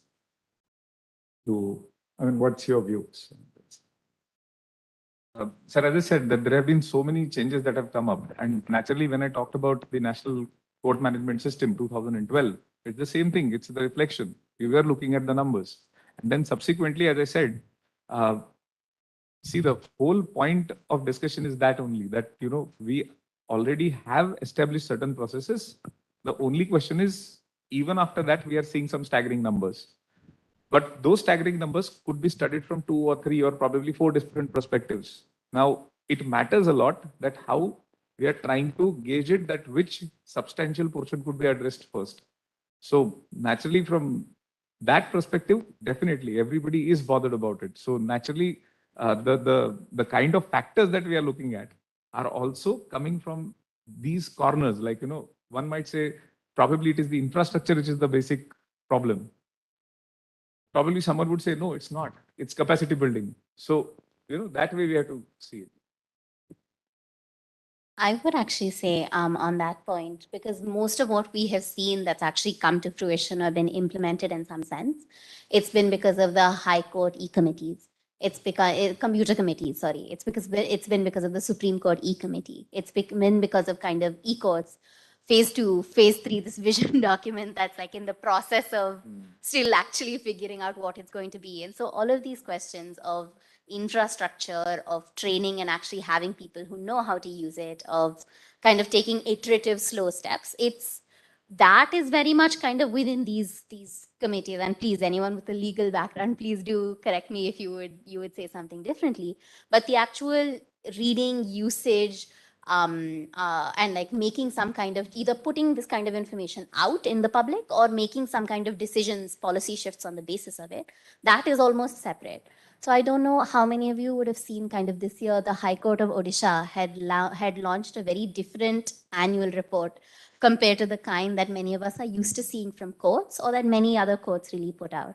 And so that went into a great deal of specificity, kind of district by district, about what kind of cases were coming up, about kind of how, what policy, kind of what institutional and policy changes were being proposed on the basis of kind of the last year of data. And so seeing more reports like this, I think it's exactly what Maya was saying in the morning, that the more this information comes out and the more there's a culture of looking at, responding to, and actually using this, that is something that will just move along very slowly. I think adoption itself is its own.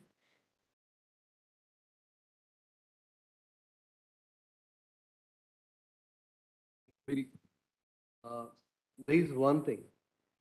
Fetching of data is something very different. And I am being a judge, we have got 5.30 hours of judicial working daily. And this 5 hour and 30 minutes period has completely been exhausted in the judicial work, out of which 30 to 40 bail applications have been read, daily heard, and the orders have been dictated. Thereafter, at 2 hours or 2 p.m. slot, there is fresh bails and fresh revisions and criminal appeals are there. And in every criminal appeal, every criminal revision, every bail application, you have to pass some certain orders. We have got stenographers who work up till 9 p.m. daily. Thereafter, we have a certain category of cases, oldest category of cases, women cases, cases of elderly people, which we have to deal it. There is a direction of Honorable High Court, Supreme Court, and every judge is doing to the best of his knowledge and capacity. What we are doing regarding judiciary, we are burdening judiciary day by day. Ma'am has just intimated about the NI Act cases. Do you know NI Act is of 1881? At that time, when the person used to sign a check, there are certain precautions which are being made in that act. Is the present scenario the same? No. If you are signing a check, meaning thereby you know that you are owing certain responsibility. But despite that, the point of adjudication is still there. Why? Why is it not the shall presume? If you are signing a check, it is a presumption against you that you are agree to pay that amount. Why you are burdening the judiciary to adjudicate upon the matter? Why you are thinking that the person who is signing the check is an innocent person? Why legislations cannot be changed? It could be changed. And a huge burden of negotiable instrument cases will be gone out of judiciary. Is it or not? This is the time when we have to think of judicial reform and the reforms of the act. These acts are already gone through. These are redundant acts as far as I know that. Presently, if I am having a check and I am signing a check, meaning thereby I am owning the responsibility of that amount which I have to pay the bearer of the check, then why adjudication from judicial officer? Why you are burdening the judiciary? Now there is already a provision of Section 125 Act, CRPC, regarding maintenance. Then what is the use of Domestic Violence Act? Again, the same set of maintenance is being awarded to the person. What is the use of? You are making the legislation, burdening the judiciary over and over. And there is also an impress upon the judiciary that 5-year-old cases, 10-year-old cases has to be decided first. How could it be? They can be done only when you will ignore the present fresh cases. Then you will keep your time utilized for disposal of the old cases. We have got limited time, and in that limited time, we have to act upon, to think of de-burdening the judiciary, not burdening the judiciary by making the new legislations. So this is what my suggestion is. So far as this data consultation is concerned, it is good. We are looking to these datas, and we know that these are there. We have got old cases pending, but there are certain issues as well. The old cases are terminally old. The witnesses are not being produced by the police persons. And just because of the witnesses are not being produced, the case can't be go through. Second thing, while dealing with these data of conviction or acquittal, we are not collecting the data about the hostile witnesses, acquittal on the basis of hostile witnesses. Are we not just giving them a time? They have already exhausted our judicial hours, and these hostile witnesses, if not being penalized, the provision of Section 340, Section 344, which penalize these hostile witnesses, that they are so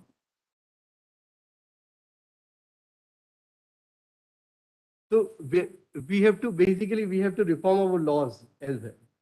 Just a few words to add to my elder brother. We have been talking about numbers and data, but the subject we've chosen is justice delivery system, right? And justice delivery system is all about taking decisions.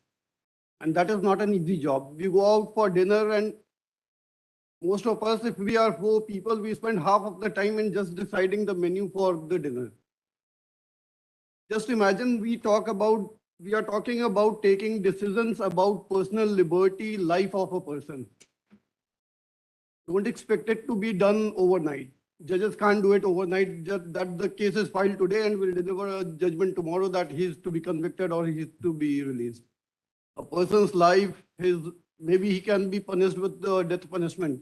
We can't take that decision overnight. Reading few pages, hearing few arguments, it takes time. You have to come to a conclusion. So numbers are, as you said, that it reflects, it speaks about what you're doing, but then it will take time. It's not an easy job. Thank you. Thank you so much. It was a wonderful discussion, and must say that, there is always a perspective to a thing. Like when we started with the discussion on this particular topic, especially the data and dependency, initially we were just looking at the numbers from, abstract perspective. Then suddenly when we opened up the idea of what can be the factors, I think that is the whole purpose of the whole session. Thank you so much for contributing. Thanks a lot. Thank you. Thank you everyone for this interactive session. I invite you all for a group photograph followed by tea. Thank you.